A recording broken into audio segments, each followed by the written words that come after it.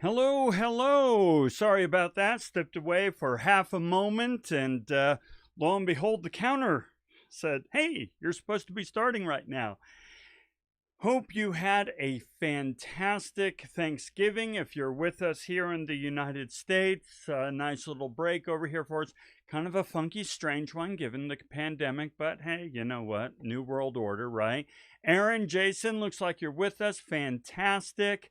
Um, I hope you can see and hear me okay. I don't see any indications otherwise. Let me know otherwise. Um, and guys, we're like at our last lecture for the semester. Can you believe it? Now, of course, later on we will be meeting and doing a final review and so forth. But in terms of new content and the last weekly assignment, it's this week, and then we're done with the weekly module. So pretty cool. Great, Aaron. Thank you very much. Timothy, welcome. So, um, oh gosh. All right. So as we get folks coming on board, let's see. Can see and hear you, Timothy. You say you can't, but it looks like Jason and Aaron can. So Timothy, I think there might be something on your side. Maybe your volume, your speakers, what have you. So been a big week for me. We just yesterday we had new carpet installed. But let me tell you what, folks, installing new carpet is not just a simple matter of pushing a button, right? Good, excellent, Timothy. So we've been ripping stuff out, we've been moving furniture, we've been painting and cutting and installing new floorboards, we've been painting walls and so on and so forth. Finally got it done yesterday, so it's great. I'm exhausted though, utterly, completely exhausted. However, it does mean that I'm this much closer to next semester having my new dedicated studio all set and up and running for my classes. So I'm looking forward to that. Okay, well, we have done the nice little pause to get folks an opportunity to join us. So, with that, let's go ahead and jump into our lecture: Social Responsibility and Ethics. Um, One of the things I talked about last week, if you'll remember, is since capitalism has been so successful, and once again, it's not perfect, there are issues and we need to fix them. And a lot of the ideas of socialism should play into the fixes of capitalism. Socialism is not a bad word, just like capitalism is not a bad or sacrosanct word. Nevertheless, because capitalism has been so successful, that means that we can sort of self actualize a little bit. We don't have to constantly worry about where are we getting food, water, and shelter, and how are we establishing our security and safety and our relationship with others and so forth. There have been some pretty disastrous economies on this planet where people were never able to get past the physiological side of Maslow's hierarchy of needs, or let alone the security side or the belonging side, which means that they were never really able to fully come into themselves and live a full self-actualized life. Capitalism has afforded many of us the opportunity to do this. Not everyone, all right? That's part of the problem. But many of us. Which means we have actually, come to a point where things like social responsibility and ethics, sort of those higher minded aspects of living a life, really become important. And that's what we're going to wrap up with today. We're going to look at two readings.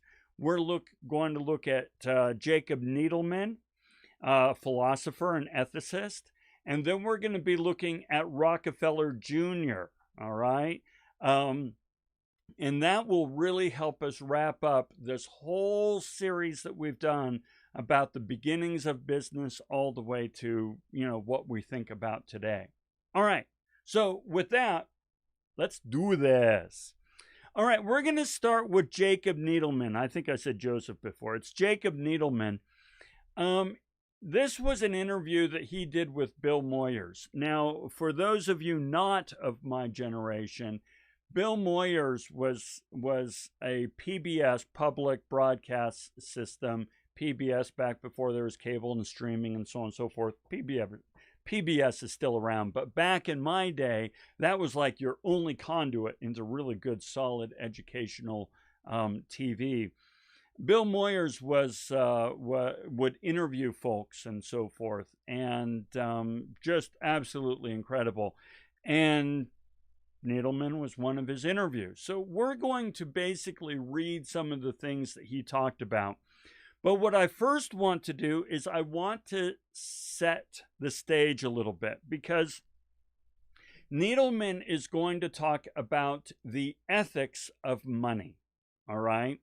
So I want to first remind ourselves of what money is, but then he has a different point of view of what money is from what I've been kind of advocating all along, and then how he kind of perceives it. So let's move on. Remember my definition of money, which differs from his, but I want to remind you of mine. It's a universally accepted abstract symbol of value. Now, abstract meaning existing in thought or as an idea, but not having any physical or concrete existence. There is no physical or concrete money. There's paper, there's coins, there's electrons moving across servers, but there's no money, right? Symbol, a thing that represents or stands for something else, especially a material object representing some abstract. So a dollar bill is a material object representing the abstract concept of money. And then I say value. It's something that we regard as having value. The only reason money has value is because we've all agreed to believe that it has value. Okay? But, all right, Needleman has I'm not going to say necessarily different, but he takes he puts on a different lens. He puts on a different lens when he talks about money. Okay? He says money is meant to be an index or an instrument involving human relationships. So money has to do with ethics. It is a way of our exchanging with each other what we need, of implementing the human-to-human relationships. Okay, this is important because ethics is all about how we act, how we behave in our various roles toward one another, okay? And since Needleman is making the case that money is basically a conduit by which we engage in human relationships, it necessarily involves ethics, okay? Here, let me get my marker. Forgot to get a marker. You know, implementing human-to-human relationships. Money is a conduit by which we engage in relationships. Therefore, it has everything to do with ethics. Okay, let's go on. Ethics refers to our outer actions, what we do. But inwardly, you are moral. That is, you are in touch with something that's truer, more your right nature, your real nature. As a result of being moral, you act in a way that can be judged as ethical. Okay, so it all comes down to actions once again. And he sees the difference between actions and, ethics and morals as moral is internal, ethics is how you act upon those morals. Okay? Don't worry, this is all going to come together. Now, remember, ethics are all about the standards of behavior on how we as human beings ought to act with one another, right? We talked about this before, and I'm just going to go ahead and build through these slides. Remember, we talked about the value of telling the truth, the moral of thou shalt not bear false witness, laws regarding libel and slander. But really, it's how do we act with one another in our various forms, in our various responsibilities. And to Needleman, money is an outward expression of how we act with each other. I really get this. I understand it because I'll give you an example. I struggle with something when I make these videos, when I make the YouTube videos and so on and so forth. I'm very much a one-man show, okay? Which means I'm only going to be able to go so far as a YouTuber, right? I'm not going to really be able to break through and reach the heights that others attain because others have a crew. And I don't have a crew. I don't have the skill sets. I don't have the time. I don't have the resources. I don't have a crew. And there's nothing I would enjoy more than to find somebody else, one or two people who are equally intrinsically motivated as myself to say, hey, let's do this together. No money involved, right? There's no money involved in this. It's just something to do together. I have a hard time doing that. And frankly, I have a hard time finding people who are like, yeah, I'll do it for free. There's this idea that time is money. Remember capitalism.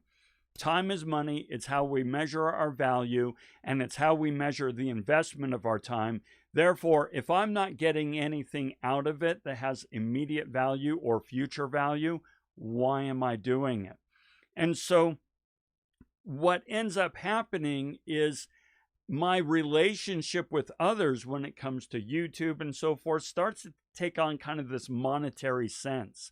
And it influences the way that we view one another when we talk about partnerships and so on. So I get what Needleman is saying here. Wrong button. Let's come back over here. Okay, so with all of that, that just set the context of how Needleman views money. It is a conduit by which we engage in human-to-human relationships. With that in mind, let's see what he thinks about some aspects of money. Now, to do that, I first want to tell you a story. I'm going to tell you a couple stories. The cuckoo bird. Do you know what this cuckoo bird does? All right. The cuckoo bird puts her eggs in the nest of a reed warbler. All right.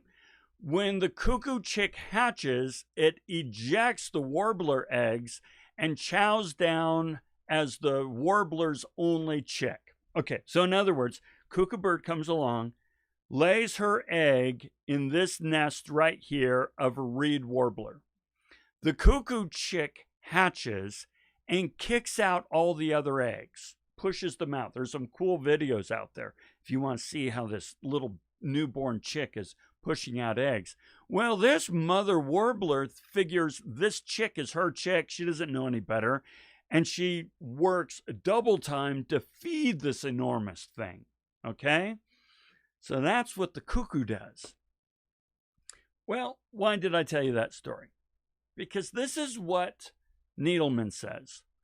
The world of money has this power to fool us, to deceive us into thinking it's really the most important thing. See, that's what the cuckoo chick has managed to do.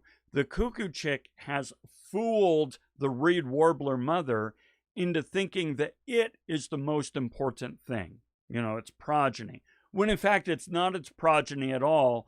In fact, it murdered its progeny, okay? But it tricked it.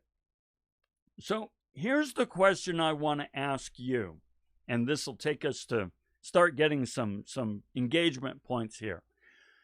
What are some of the ways that money, that we put money before other things that in the grand scheme of things are more important? And I'll share some of mine, but let me ask again, what are some of the ways that we put money ahead of things that are likely more important? How are we allowing money to be the cuckoo chick and kicking out things that we really should be paying more attention to? So that's going to be our question. Let me come over here to the puppy cam and then let's explore that.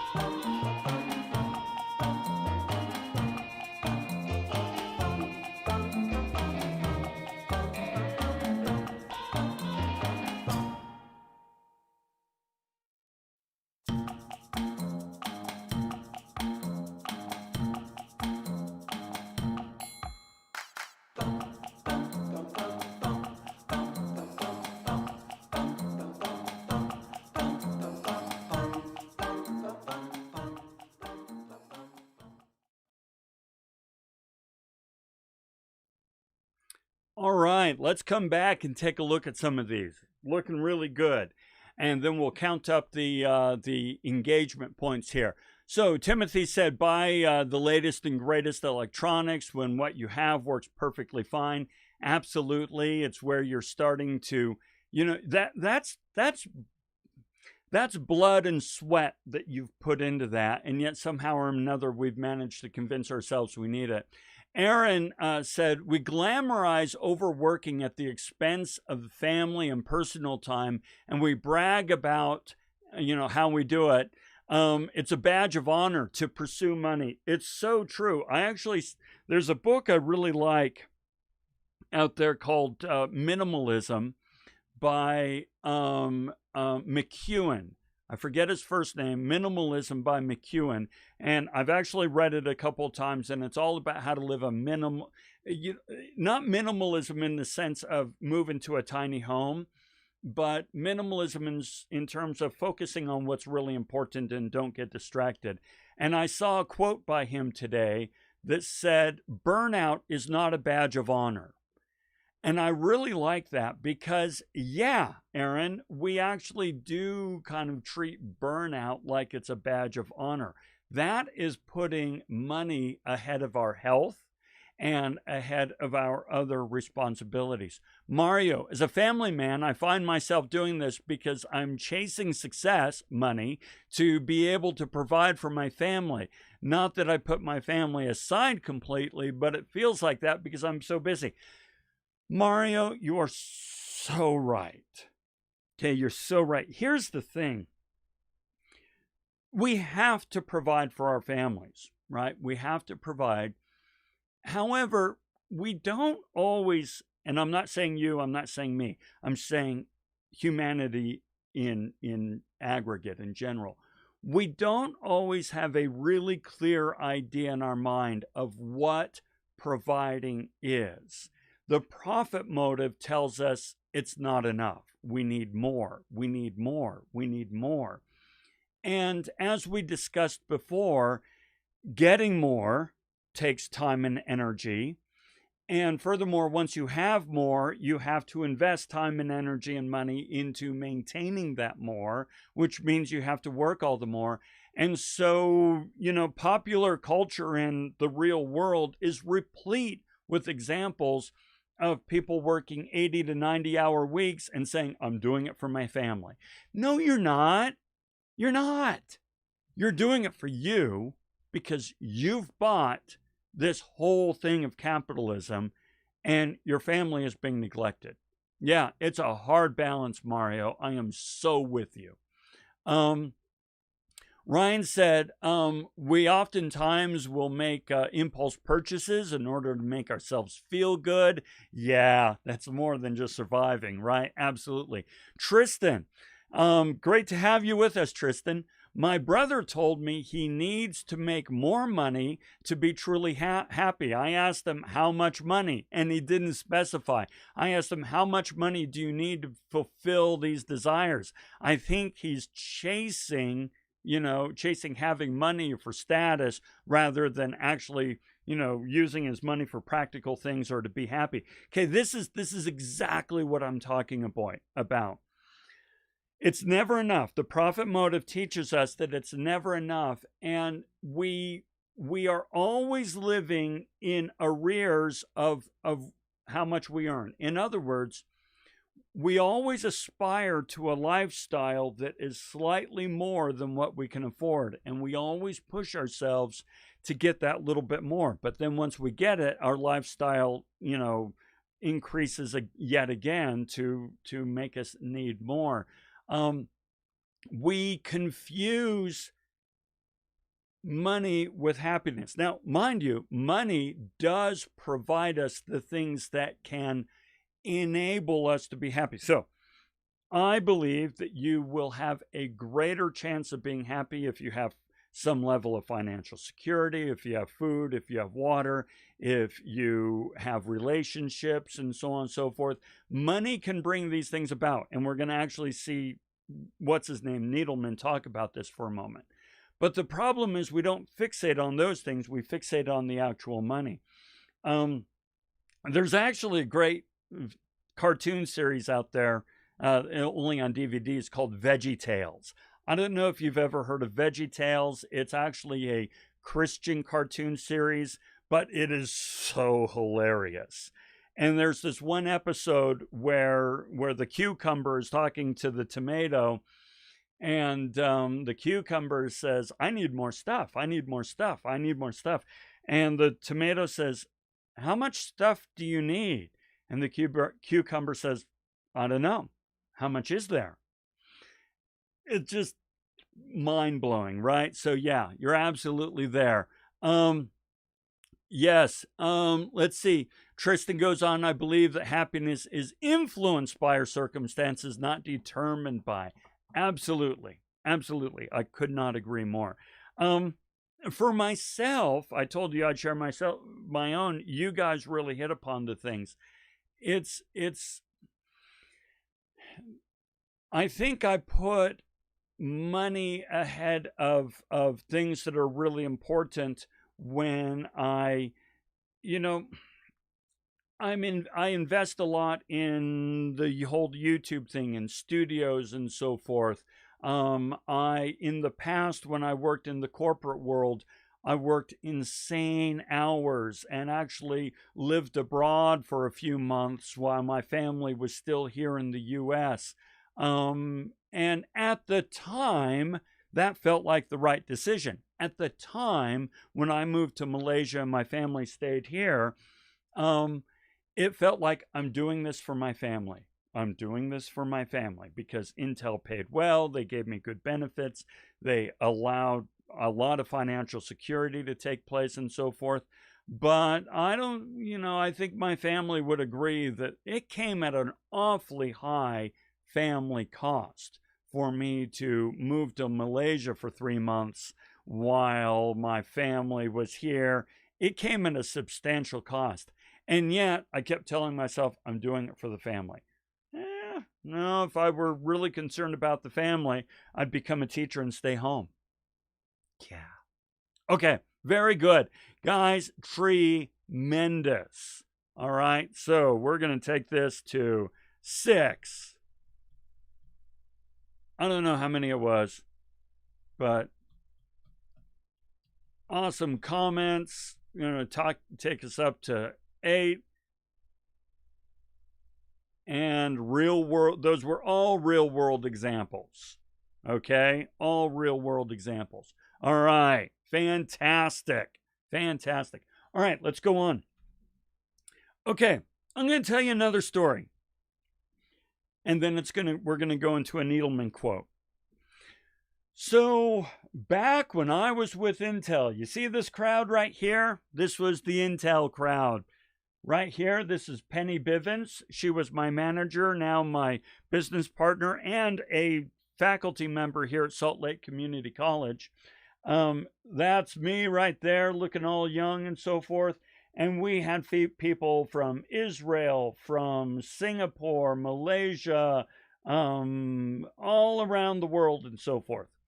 Well, this was at an icebreaker. This was at a face-to-face. We had a 3-day face-to-face. And Penny, as an icebreaker, she asked, if you didn't have to earn a living, what would you do with your time? Okay, now, it was really interesting because all these people right here, folks, they were at the top of their game. They were all very successful with the company, all middle managers, highly skilled, highly compensated, and with a job that we all loved. Everybody here is happy, and there's a reason we're happy. We love our job, and we love working with each other. And yet, when Penny asked if you didn't have to earn a living, what would you do with your time? There were responses like, I would write a book, or I would volunteer with this particular organization, or I would become a teacher, or I would do this, or I would do that. All very aspirational, self-actualizing things. Nobody in the room said, I would be doing what I'm doing right now. I am exactly where I want to be. I am doing exactly what I want to be doing. Everybody there was selling out when it comes to their true ambition, their true desire. And I found that extraordinary. I was just gobsmacked by the idea that here we are all at the top of our game, loving our job, well compensated, doing some awesome stuff, and yet all of us aspired to something else. That's what we were giving up for the money and the benefits. Okay? Yeah, Jeremy, travel the world, right? Totally. So this is what what's his name? Needleman says. I held a seminar a few weeks ago, and I asked them what their questions were, and almost all of them had the same question. How do I engage in making a living and still keep my soul? I feel that the world of money, the world that we are forced to live in, is sucking their soul dry, and they cannot keep their self-respect or their sense of inner worth and still participate in the money world. They want meaning. People come for meaning. Okay? From my time at Intel, which I adore and love and speak fondly of always. As a matter of fact, I'm buying a new computer for my new studio, and of course it has an Intel processor. I will not purchase anything but an Intel processor. But my son is building a new computer, and he came to me and said, just so you know, I'm buying an AMD chip. And I'm like, oh. See, here's the problem. AMD's chips right now are better for gaming than Intel's chips. And he's building a gaming system. He should buy an AMD chip, but it hurt, right? I love my time at Intel, but it sucked my soul dry. It cost me my self-respect. I did not have a sense of inner self-worth. It did not provide for me meaning. And that was a struggle I held for 10 years, which is, how do I balance this? So, this question, how do I engage in earning a living and still keep my sense of self worth, my soul? I completely agree with that. And there will be times in your careers, if it has not happened already, there will be times in your careers where you will ask this question because you will be struggling to find self-respect and self-worth and struggling to find a sense of meaning in your jobs. So always kind of bear that in mind.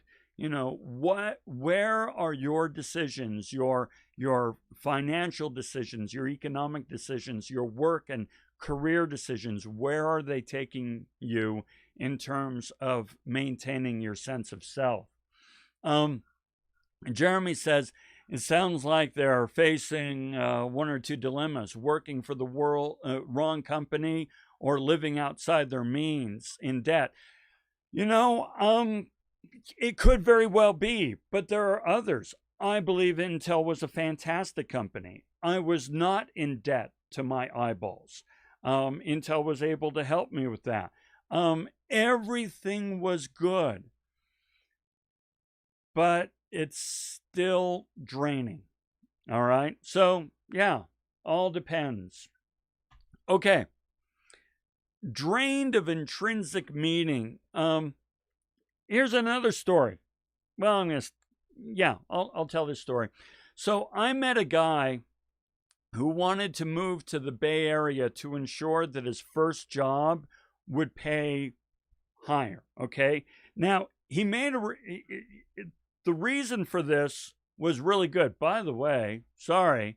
Hey, we got our new awesome comment. All right, there we go. So 90210, folks. 90210. Jeremy put us over the top. Thank you. So I met this guy. He wanted to move to the Bay Area for his first job after his degree, because the Bay Area would pay more. And his logic, which was correct, his logic is correct. His logic is that whatever my first salary is, every salary increase for the rest of my career will be based off of that beginning baseline salary. So if my first salary is here in Utah and it's $60,000, well, that means that every increase for the rest of my career will be based on $60,000. Whereas if I move to the Bay Area, my first salary will be $100,000 and every increase will be $100,000. Now, he ultimately wanted to come back to Utah because he wants to raise his family here and he loves Utah and it's all about the family. But it's important to go to the Bay Area for this, okay? Now, at the time that he told me this, I was really conflicted because on one hand, the reason I met this guy is because we were offering him a job. And it was a really good job that we were offering. And it was exactly what he wanted. He was perfect for it, and we were perfect for him.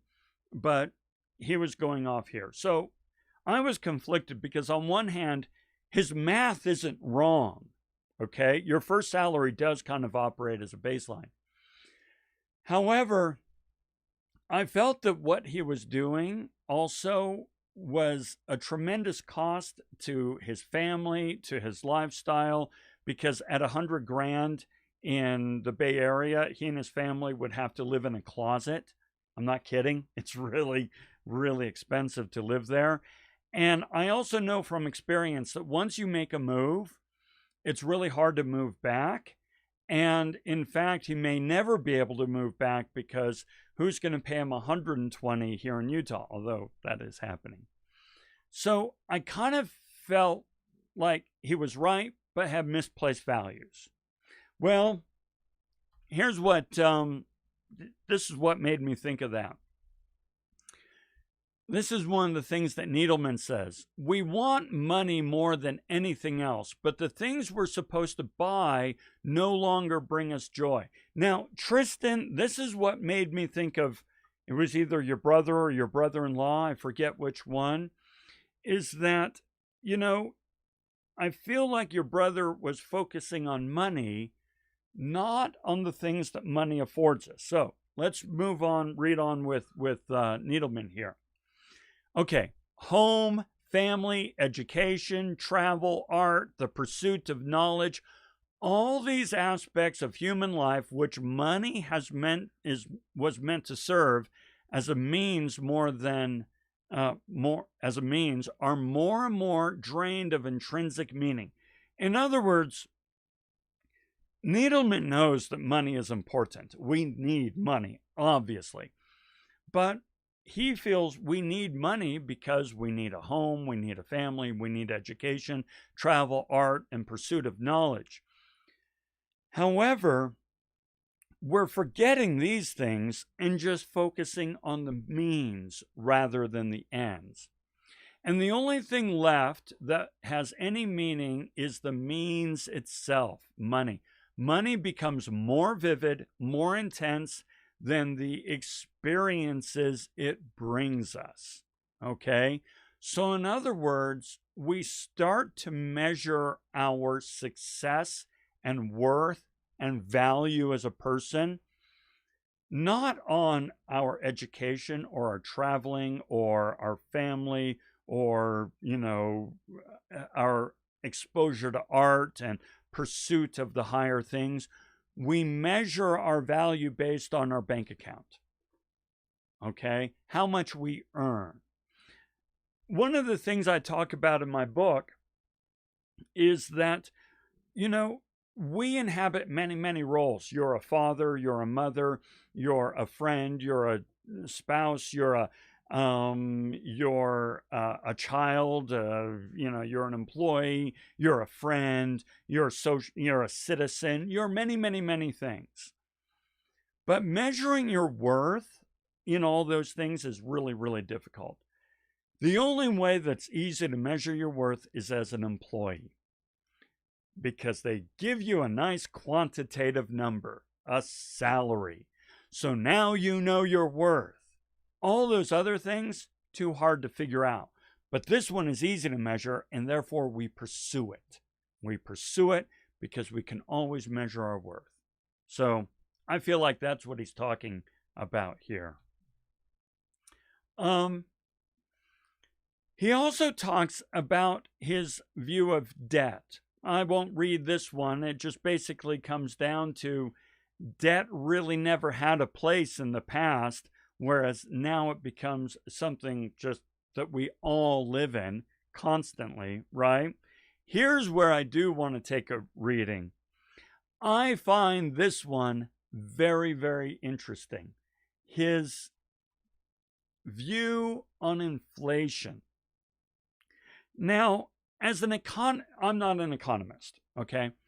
But if we look at the economic concept of inflation, it's pretty darn simple, right? It's, when there's, inflation goes up, when we have lesser value of the currency, how it's perceived, how much money is out there, how much money is in demand, and so on and so forth, right? There's all kinds of economic theories around inflation. Needleman is not an economist. He's a philosopher and ethicist. And so watch what he says about inflation. Money has become a promise, not an entity itself. Okay? Inflation, in that sense, is what I would call slowly breaking promise, because the money we have is, in a certain sense of the term, losing value. Okay, so here's the thing. You do for me a certain amount of work and I pay you $100, right? So, you gave me a certain quantity of work at a certain value. I agree to pay you $100, and therefore we have an exchange, right? However, if the value of that $100 starts to go down, well, that's on you. The value of the work that you gave me did not go down. the value of the work you gave me maintained or maybe even increased in value because of how I added value to it in my videos or what have you. But the money I gave you the value starts to go down. If money is meant to be an index or an instrument involving human relationships, the money has to do with ethics.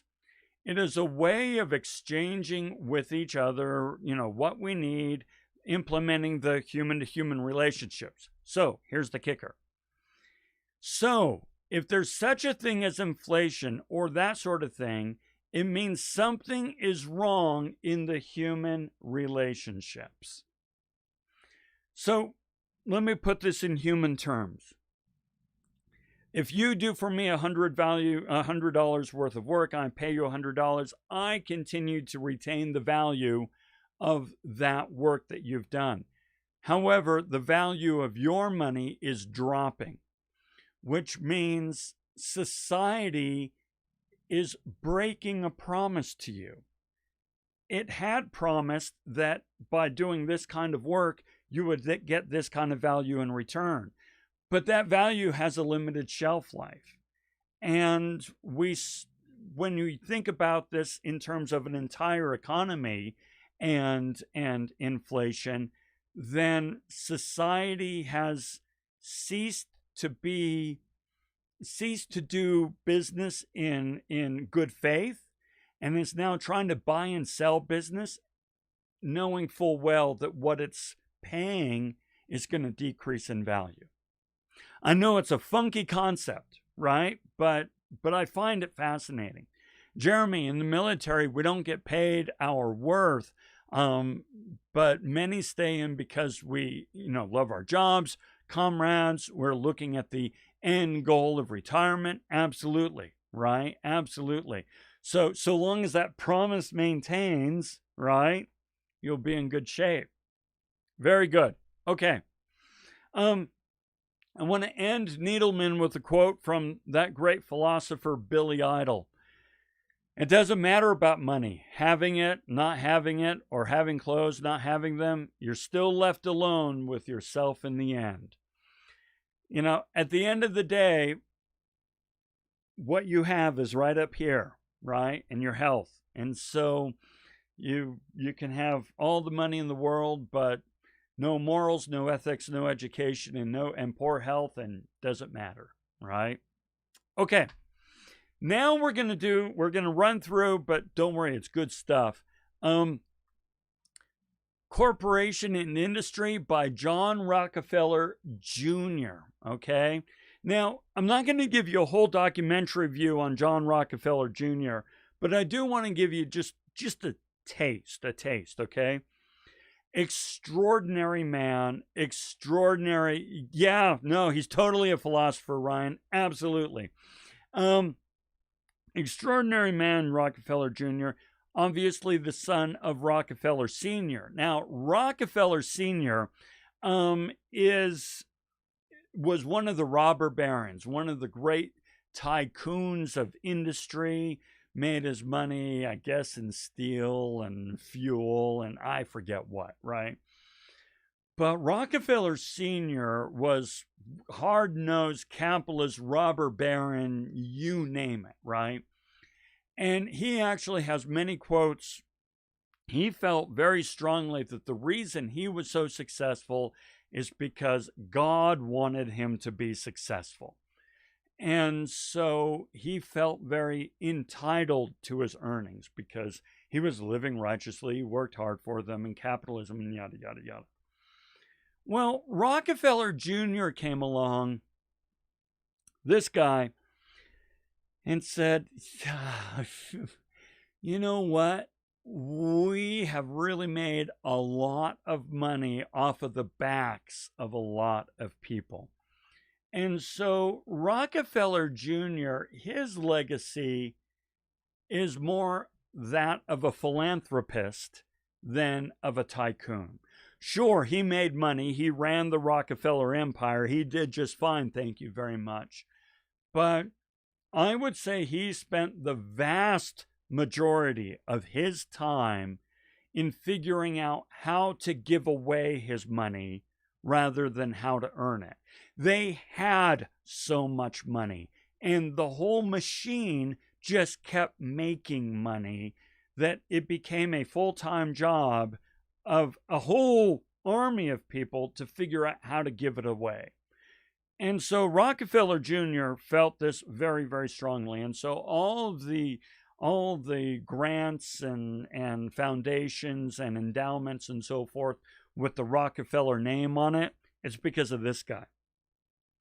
Well, he also had some very different takes on capitalism that kind of diverged from the pack, if you will, takes that are still around today, and for good reason. So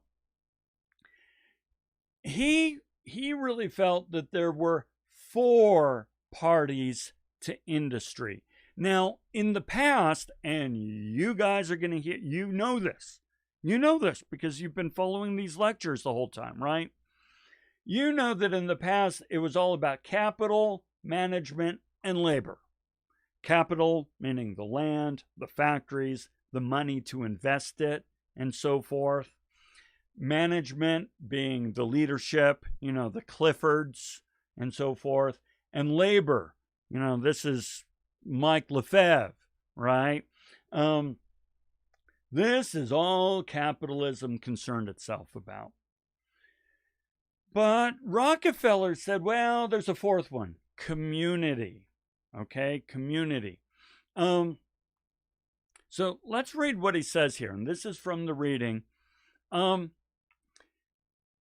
Here, the list usually ends with just capital, management, labor.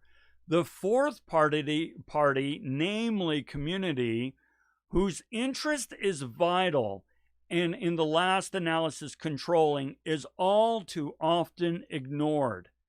The community's right to representation in control of industry and the shaping of industry's policies is similar to that of other parties. Now, other parties meaning capital, management, later, shareholders, stockholders, things like that.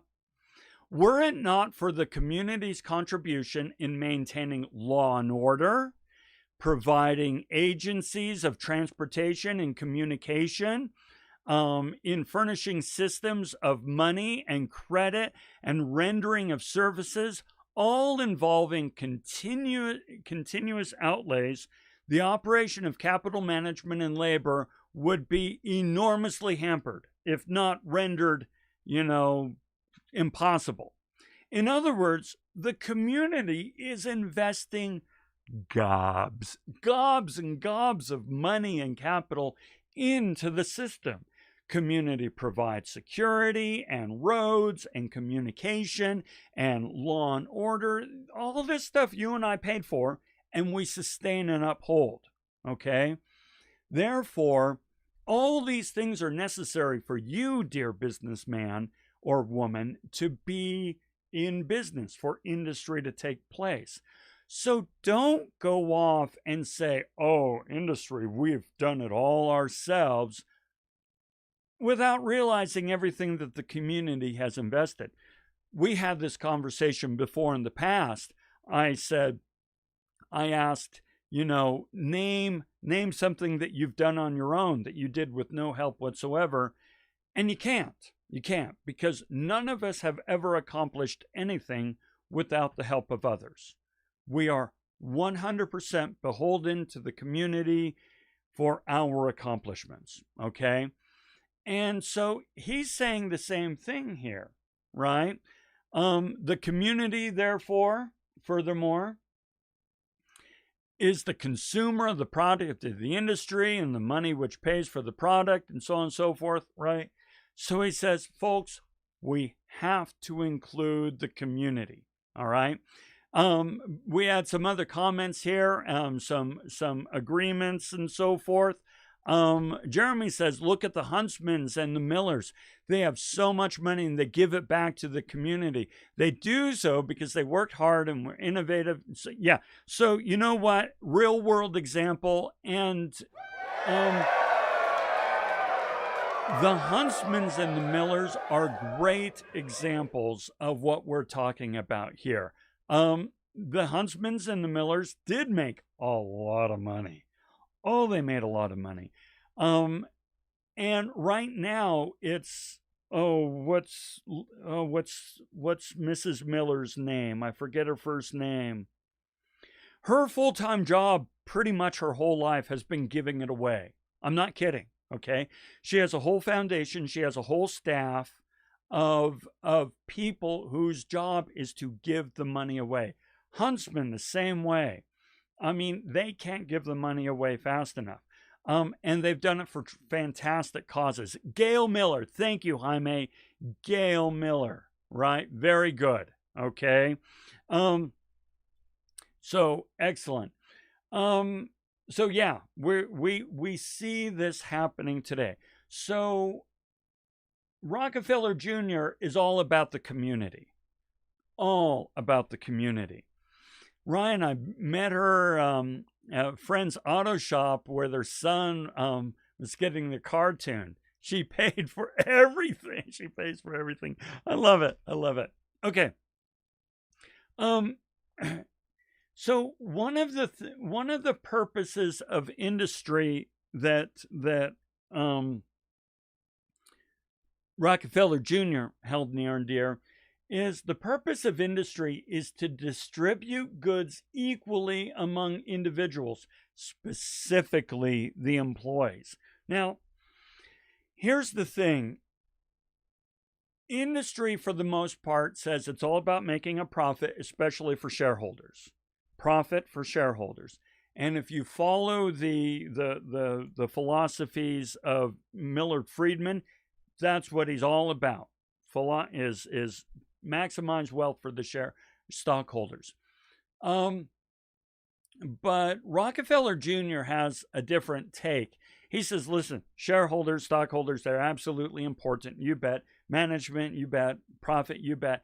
But the employees are the ones making this stuff possible. So we want to make sure that the employees are benefiting from industry. Now, I'm not going to play this podcast right here, but I invite you to pull it up. The Power of Workers by The Indicator. And it's really talking about how the power of workers today are really decreasing. Our ability as employees to have a say at the table, to have leverage, to have influence, and so on and so forth, is steadily decreasing. And this very short 9-minute podcast kind of gives you the 4 main reasons why our influence as employees is decreasing. This would concern Rockefeller a great deal. Now, the last thing I want to end on is Rockefeller had his industrial creed, okay? And now his industrial creed actually went on much, I think there was like 13 points, I think it was, to the industrial creed. But these are my 4 favorites.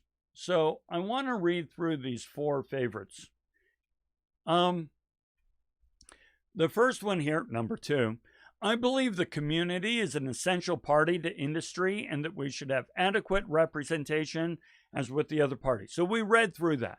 Community matters. It's not just the shareholders, not just the stockholders. It's not just management. It's the community as well.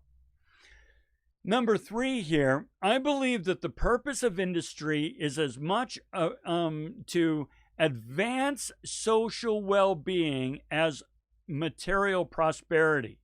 It's in the pursuit of purpose. The industry, the interest of community should be carefully considered as well as that of the employees, so on and so forth. So the purpose of industry is not just to make money, maximize shareholder value, or anything like.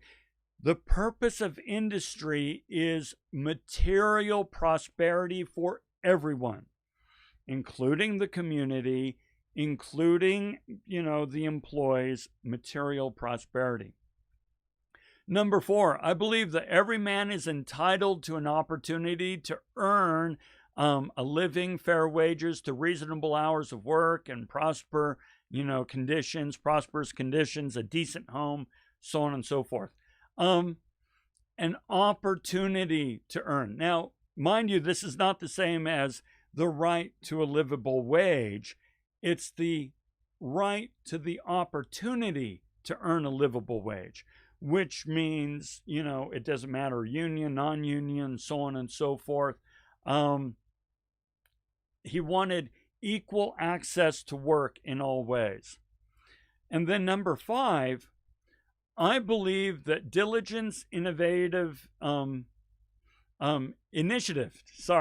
I believe that diligence, initiative, and efficiency, wherever found, should be encouraged and adequately rewarded. The indolence, indifference, and restriction of production should be discountenanced, and that service is only justification for possession of power. Okay.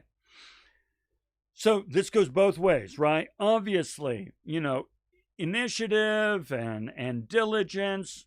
Management is forever talking about you, dear employee, need to show more initiative and more diligence and more, effectiveness and so forth. But he's putting this on management as well. Service is the only justification for the possession of power. Do yourself a favor sometime and Google service leadership. Okay, servant leadership. It's an actual leadership style, a leadership philosophy. And the servant leader is all about the mindset that I am in this role to help you. This is, I serve you. I want you to be successful. I want you to be productive. I want you to be happy. I want you to be fulfilled. What can I provide you to be happy, productive, fulfilled, and all of that good stuff? Can I provide you training? Can I provide you materials? Can I provide you with resources? Can I provide you with time? Can I provide you with staff? What can I give you, right? And so, as Rockefeller is saying, power is not about serving you as holding power. It's about serving the community, right? Serving the employees. Leaders eat last, right? That sort of thing. Okay, so very good. Those are my favorites from his creed. And my friends, that's it. That is the last lecture from this series. Fantastic work. And we've had more comments. Jeremy came in. Finance class. All right. Yeah. Humanitarian giving away more. Yes. Yeah. Just so everyone sees that, Jeremy says, I learned more about them in my finance class, and they estimated that they have given out in humanitarian giving more than they, gave out in wages. Yeah. It's like not-for-profit humanitarianism and Operation Underground Railroad. Yes, all kinds of things that the Millers have done. And then, of course, the Huntsmans, the Cancer Center, amazing. And that's just one tiny thing that they've done. Everyone, fantastic work. You've done awesome in these lectures. Considering that we're doing this funky format and so forth, you've killed it. You've absolutely killed it. Now, when we come back, I guess it is on Thursday, we're just going to do a final review. Now, you have a couple options. There's actually a video out there right now that is the final review. It's the exact same thing we're going to go over. So you can find it there on YouTube in the Business 1050 support playlist. But if you come to the one on Thursday, it'll allow you an opportunity to ask questions and so on and so forth. Thank you, Aaron. I appreciate that. But if you come to the lecture, or if you watch that video, watch the video, take notes, be prepared to kind of reference the lectures or the materials that you've written, you know, germane to the things that we talk about. If you do those things, you will ace the final. It's that simple. Nothing in life is complicated. Watch the video or attend the lecture, take notes, reference the readings or the things that you submitted, and you're going to ace the final. So do those things and you'll be set. All right. In the meantime, have a fantastic week. Get to work on your final paper. You're all looking really good for that, so I'm not worried about it. Take some time for your other classes. If you're taking economics, math, all those gnarly classes, make sure you schedule time for them. I'll take care of you here. And in the meantime, have a fantastic week, and we'll talk to you again on Thursday. We'll see you.